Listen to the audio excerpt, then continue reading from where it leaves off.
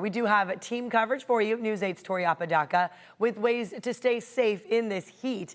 But we do want to start with meteorologist Evan Narani. This is going to be a long-term kind of thing, right? Yeah, we had it to the end of last week, and then over the weekend, we got a little bit of a cool down as winds shifted back onshore. That was only a brief stretch, and it did bring a wonderful weekend. But now we've got another full week of very hot temperatures. Heat-related alerts, a heat advisory for the most part, in play all the way through Friday. Along the coast, low 80s, inland valleys, low 90s, and those clouds will slowly be kicked off the coast each day, especially toward each afternoon. We do have a cool down by the weekend, but we have to get through an entire Monday through Friday stretch of that high heat. Out the door right now, the haze that we had over the weekend is slowly being pushed off the coast. Pretty clear start to our Monday here. As always, you can find an extended weather forecast over on the CBS 8 app. You can stream now for free. This morning, county officials are urging San Diegans to take precautions as we deal with extreme heat. CBS News 8's Tori Apodaca is live at Cowles Mountain with some important reminders. Tori?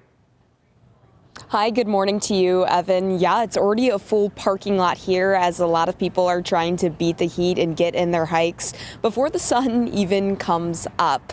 Of course, that heat advisory going into effect at 10 this morning. So really a wise decision to get an early start on this Monday.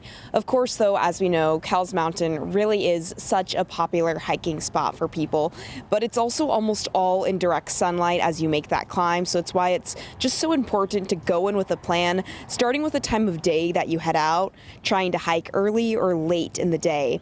And during a heat wave, elderly people, children and infants, people with health concerns, and people who work or exercise outdoors are really most at risk for heat-related illnesses. So you'll want to look out for any signs like headaches, dizziness, or heavy sweating. And here are some reminders on how to prevent heat stroke if you are going to be hiking this week. You're going to want to hydrate, drink water before, during, and after hiking. Park rangers recommending carrying 1 liter of water for every 2 to 3 miles. You'll also want to print out a map of the trail so you won't get disoriented if things do start to heat up. Also dress in layers of breathable, light-colored, loose-fitting clothes to really prevent any sunburns. And then don't go out alone.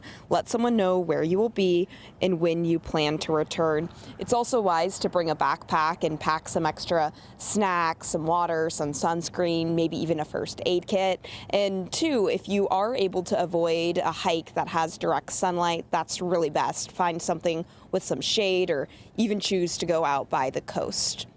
In Cowles Mountain, Tori Apodaca, News 8.